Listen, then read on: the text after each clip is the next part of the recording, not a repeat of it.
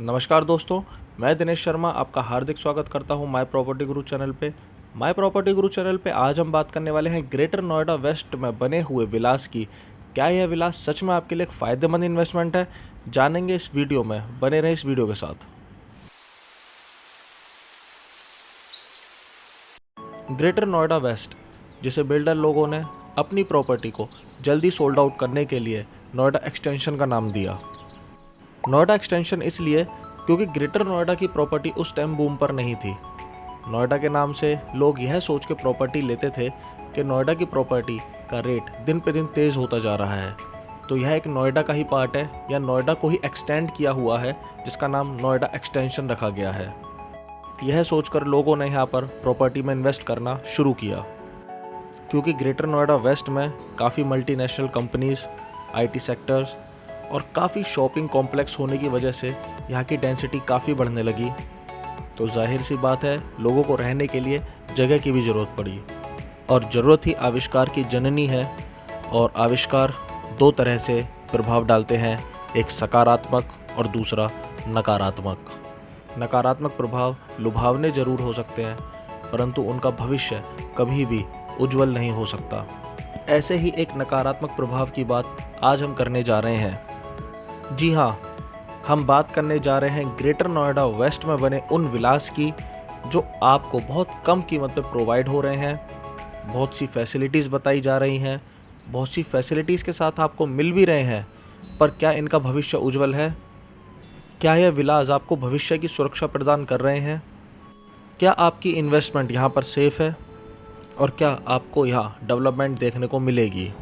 इन सभी सवालों का जवाब आपको इस वीडियो में मिलेगा। तो बिना स्किप करे इस वीडियो को ध्यान से पूरा देखिए, क्योंकि यह वीडियो शायद आपके भविष्य को सुधार सकती है, या हो सकता है आपको किसी धोखे से भी बचा सकती है। यहाँ नहीं, कहीं और भी जहाँ आप किसी फ्री होल्ड लैंड में इन्वेस्ट करने जा रहे हो, कहीं भी आपके भविष्य के साथ होने वाले खिलवाड़ से यह वीडियो आपको बचा सकती है। तो इस वीडियो को पूरा देखें। अभी फ़िलहाल जो आप इस वीडियो में देख रहे हैं, यह एक आबादी क्षेत्र है जो एग्जैक्ट ए सिटी की हाई राइज बिल्डिंग्स के पीछे बना हुआ है। यह एक 2 किलोमीटर लंबी कमर्शियल बेल्ट है। इस कमर्शियल बेल्ट के अंदर आपको सभी बेसिक नीड्स की शॉप्स मिल जाएंगी, साथ साथ आपको अलग अलग तरीके के सर्विस सेंटर भी यहाँ देखने को मिल जाएंगे। छोटे और बड़े दोनों तरह के रेस्टोरेंट भी आपको यहाँ देखने को मिल जाएंगे।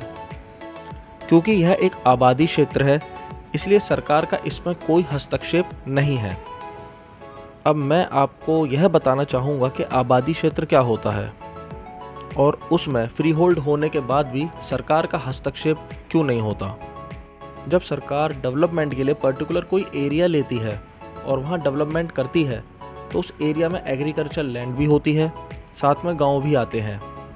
जो गांव उस डेवलपमेंट के अंदर आ जाते हैं, सरकार उन्हें कुछ मुआवजा दे देती है।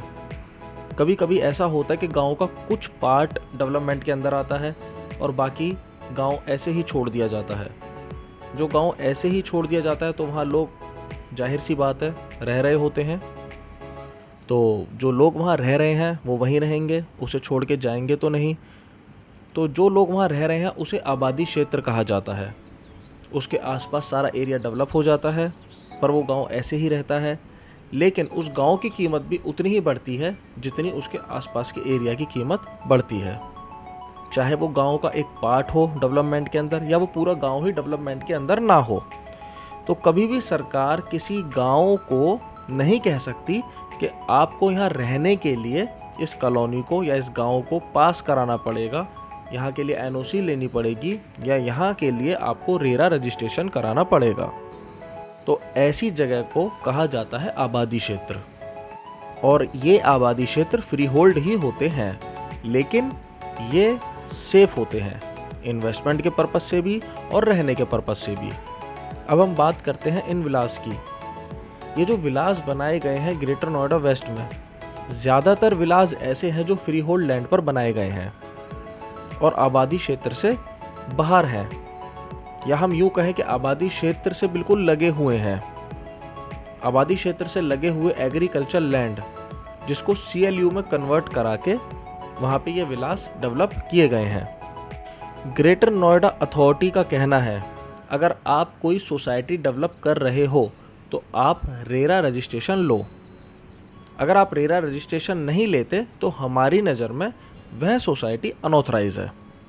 अब कोई इंसान किसी गांव में जाके प्लॉट परचेज़ करता है 100 गज या 200 गज का, और उसे वहाँ काफ़ी अच्छी डेवलपमेंट भी देखने को मिलती है, काफ़ी अच्छी वहाँ मार्केट भी है और काफ़ी अच्छा वहाँ क्राउड भी आता है, पर वहाँ पे रेरा रजिस्ट्रेशन नहीं है, तो इसका मतलब यह नहीं है कि उसका घर सेफ़ नहीं है, उसका घर सेफ़ है। पर जब कोई इस तरीके से एग्रीकल्चर लैंड पर CLU कन्वर्ट करवा के बनी हुई सोसाइटी में घर लेता है तो उसका भविष्य सेफ नहीं है। यहाँ अथॉरिटी कहती है कि आप CLU कन्वर्ट कराने के बाद अपनी सोसाइटी को NOC नो ऑब्जेक्शन सर्टिफिकेट से पास करवाइए। जब आप NOC ले लेते हैं तो आपके 2 चरण कंप्लीट हो जाते हैं। 2 चरण कंप्लीट करने के बाद आप तीसरा चरण कंप्लीट करिए, जो है रेरा रजिस्ट्रेशन। जब आप रेरा रजिस्ट्रेशन नंबर ले लेते हैं तो आप पूरे योग्य हैं उस सोसाइटी को डेवलप करने के लिए। जब आप तीनों चरण कंप्लीट कर लेते हैं, रेरा रजिस्ट्रेशन नंबर ले लेते हैं, तो अथॉरिटी का आपकी सोसाइटी के अंदर कोई हस्तक्षेप नहीं है। अब यहाँ मैं आपको सबसे मज़े की बात बताता हूँ कि चाहे कोई रेरा रजिस्ट्रेशन नंबर ले या ना ले, अथॉरिटी का वैसे भी किसी भी फ्री होल्ड विला पे चाहे फ्लैट्स पे हस्तक्षेप नहीं है। जब तक फ्लैट, जब तक प्लॉट, जब तक विलास बनकर बिक नहीं जाते, तब तक वहाँ कोई भी अधिकारी नहीं पहुँचता। इनफैक्ट आपको वहाँ बिजली के मीटर भी अथॉरिटी द्वारा लगे हुए दिख जाएंगे। ऐसी बहुत सी प्रॉपर्टी हैं जिनकी रजिस्ट्री अथॉरिटी में हुई है, जहाँ बिजली का कनेक्शन सरकार ने पहुँचाया है, जहाँ पानी का कनेक्शन सरकार ने पहुँचाया है, सभी सरकारी कागज़ों पर काम हुआ है, उसके बाद भी एक आम आदमी की इन्वेस्टमेंट वहाँ फंस गई। ऐसे बहुत से केस हैं नोएडा, ग्रेटर नोएडा के, जहाँ आम आदमी को ही परेशानी उठानी पड़ी है। हाल ही में आपने बहुत जगह, बहुत प्राइवेट बिल्डरों की जिन्होंने सोसाइटी काटी थी, प्लॉट्स काट के बेचे थे, वहाँ पर बुलडोज़र चलते हुए देखा होगा। तो सबसे कमाल की बात, जब वहाँ प्लॉट कट रहे थे तो सरकार ही रजिस्ट्री करा रही थी। जब वहाँ सड़क डेवलप हो रही थी तो सरकार के नज़र के अंतर्गत सब कुछ हो रहा था, तब सरकार ने कोई एक्शन नहीं लिया। जब वो सारे प्लॉट बिक गए, आम आदमी का वहाँ पैसा फंस गया, तब सरकार एक्शन में आई। अब यहाँ पर क्या है कि हर विला की अपनी लोकेशन के हिसाब से प्राइस हैं। कहीं लाख रुपए गज के हिसाब से चीज़ है, और कहीं 50,000 रुपये, कहीं 40,000, तो कहीं 30,000। जैसे मैं छिपियाना बुजुर्ग की बात करूँ तो आपको वहाँ 25-30 लाख में विला मिल जाएगा। लेकिन इन विलास का भविष्य सेफ नहीं है। एक आम आदमी यहाँ आकर्षित हो रहा है क्योंकि उसे ज़मीन पर बना बनाया हुआ घर मिल रहा है, चाहे उस घर की कंस्ट्रक्शन क्वालिटी बिल्कुल एकदम बद से बदतर हो, फिर भी वह सिर्फ बाहर के रंग पेंट को देखकर वहाँ पर आकर्षित हो रहा है। यह विला तभी सेफ है जब यह गांव में आबादी के बीचों बीच आ रहे हो या फिर इनका रेरा रजिस्ट्रेशन नंबर हो। इसके अलावा यह विलास सेफ नहीं है। ऐसे विलास में इन्वेस्ट करने से अच्छा है कि आप ग्रेटर नोएडा के वह सभी गांव में इन्वेस्ट करें जो डेवलप होने की पूरी कगार पर हैं, जैसे लक्सर, सिरसा, मायचा, जुनफत, साकीपुर, जैतपुर, बोड़ाकी, खैरपुर, डबरा, खानपुर, रामपुर, कासना आबादी के जितने पॉकेट्स हैं ABCDEF, इनमें इन्वेस्टमेंट अगर आप करते हैं तो यह आपके लिए एक तो सेफ़ भी है, दूसरा फ़ायदे का सौदा भी है। पर यहाँ इन्वेस्टमेंट करना आपके लिए सेफ़ नहीं है। यहाँ कुछ नहीं होना, सिर्फ एक तरीके से 20 विला बना दिए जाएंगे। जब वो 20 विला बिक जाएंगे तो पीछे की ज़मीन और ख़रीद के वहाँ 20 विला बना दिए जाएंगे। इसी तरीके से यह विला बढ़ते जाएंगे और बिकते जाएंगे। एग्रीकल्चर लैंड एक्वायर की जाएगी किसी प्राइवेट बिल्डर के थ्रू, वहाँ पे विला खड़ी किए जाएंगे और उसके बाद वो बेच दिए जाएंगे, जो बिल्कुल भी सेफ़ नहीं है। अभी नोएडा के पास ही अपनी काफ़ी लैंड है जहाँ ऑक्यूपेंसी बहुत कम है। उसके बाद ग्रेटर नोएडा आता है, फिर बाद में जाके यमुना एक्सप्रेस वे आता है। तो आपको पैनिक होने की ज़रूरत नहीं है। यह सोच के कि ग्रेटर नोएडा में सेक्टर्स में रेट बहुत ज़्यादा बढ़ गए तो कहीं भी इन्वेस्ट कर दो, जहाँ सस्ता मंदा मिले वहाँ ख़रीद लो, तो इस तरीके से आप जल्दबाजी में अपने पैसे को बर्बाद कर रहे हैं। मैंने आपको अपनी ज़्यादातर वीडियो में बोला है कि आपको पैनिक करने की ज़रूरत नहीं है। आपको आपके बजट के अंदर चीज़ मिल जाएंगी। नोएडा, ग्रेटर नोएडा, यमुना एक्सप्रेस पे इन तीनों अथॉरिटी के पास बहुत बड़ा लैंड बैंक है, बहुत ज़्यादा अपॉर्चुनिटी है इन फ्यूचर में भी, तो आपको पैनिक होने की ज़रूरत नहीं है, ना रेट को लेके ना लोकेशन को लेके।